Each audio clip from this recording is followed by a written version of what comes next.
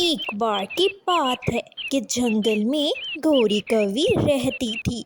गौरी कवि की शादी माँ ने जबरदस्ती कालू कौवे के साथ कर दी, जिसकी वजह से गौरी कवि कालू कौवे से शादी से ना खुश थी। गौरी कवि तो घर का कोई काम ना करती और टाल मटोल करके वहाँ से घर से भाग जाती। ऐसे ही गौरी कवि अपनी सहेली मीना को मिलने झरने की तरफ जाती है।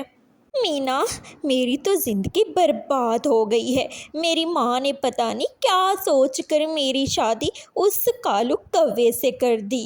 अक्ल से ना अच्छा है ना काम करने से अच्छा है। मैं तो उससे परेशान हो गई हूँ। कहाँ फंस गई मैं मीना। हाँ गौरी, तुम सच कहती हो। सिंगल रहना तो एक जन्नत है, जन्नत। देखो देखो, मैं सिंगल हूँ। अब मैं किसी से भी बिना पूछे पिकनिक पर जा रही हूँ। मैं पिकनिक पे जा रही हूँ। अच्छा, अब मैं जा रही हूँ। Bye bye Gauri. ऐसे ही गौरी जलती सड़ती अपने घर आ जाती है और कालू कौवा गौरी कवि से बड़े प्यार से कहता है, गौरी देखो देखो, घर कितना गंदा हुआ पड़ा है। तुम जल्दी से जी झाड़ू दे दो और मुझे भूख भी लगी है और खाना भी बना दो फटाफट। ओए ओए ओए ओए कालू कौवे, क्या हो गया है? मैं तुमसे शादी करके नौकरानी नहीं बन के आ गई कि सारा काम मुझ पे थोप दिया। तुम खुद भी तो कुछ काम किया करो। गौरी, तुमने कौन सा काम किया है? देखो, बर्तन वैसे ही गंदे पड़े हुए हैं और सारे घर में कचरा फैला हुआ है। देखो तो सही। अच्छा अच्छा, मुझे भी नज़र आ रहा है। चलो तुम ऐसा करो, तुम बर्तन धो, मैं झाड़ू दे दूँगी, ठीक है ना? जाओ, बर्तन तुम धो, मैं झाड़ू लगा लूँगी। ऐसे ही कालू कौवा जाकर बर्तन धो रहा होता है और अच्छे से मांज कर रख कर जैसे ही वापस गौरी के पास आता है, गौरी तो घोंसले में घोड़े बेचकर सो रही होती है। मगर कालू कौवा बहुत ही दयालु होता है।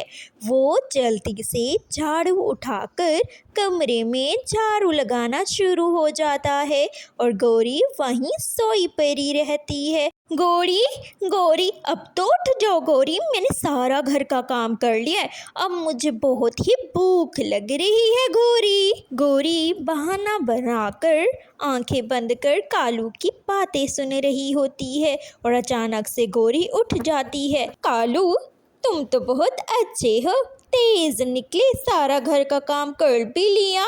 अब क्या चाहिए तुम्हें? गौरी, मुझे भूख लगी है, कुछ तो तरस खा लो मुझ पर। अब तो खाना बना लो। अच्छा अच्छा, ऐसा करती हूँ, मैं लकड़ियाँ बाहर से ले आती हूँ। जब तक तुम प्याज काट लो, फिर हम खाना बनाएंगे, कट्ठे कट्ठे खाएंगे। ऐसा कह के गौरी घर से भाग जाती है। चिड़िया चिड़िया, क्या तुम्हारे पास लकड़ियाँ हैं? अगर लकड़ियाँ हैं तो थोड़ी सी लकड़ियाँ हमें भी दो। नहीं गौरी बहन, मेरे पास तो लकड़ियाँ बिल्कुल भी नहीं हैं। मैं सुबह से जंगल से ले आई थी, जो लकड़ियाँ थी वही मैंने इस्तेमाल कर ली। अच्छा चिड़िया, ये जो सामने टीवी रखी है, क्या ये चलती है? हाँ गौरी बहन, ये टीवी बिल्कुल चलती है। चिड़िया, क्या तुम मुझे थोड़ी देर के लिए टीवी चलाकर दे सकती हो?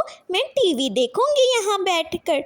अच्छा गौरी, मैं अभी चला देती हूँ, तुम बैठो तसल्ली से टीवी देखो। दूसरी तरफ बेचारा कालू कौवा गौरी कवि का इंतज़ार करते करते थक हार कर वो खुद ही खाना बनाना बैठ जाता है।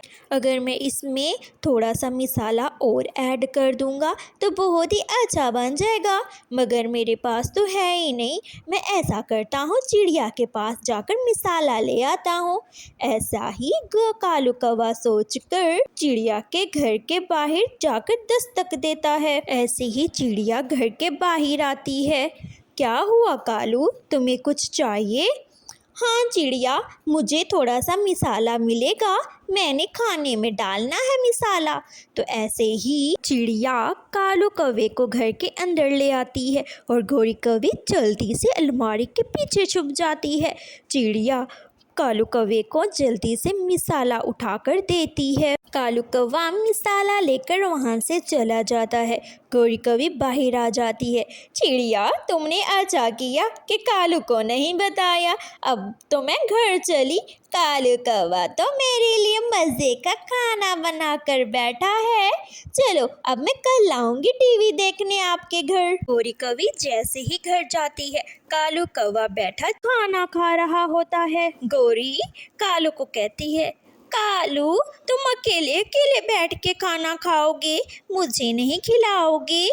गौरी, ये बताओ लकड़ियाँ कौन लेके आया है? आप। अच्छा, ये मिसाला कौन लेके आया है? आप।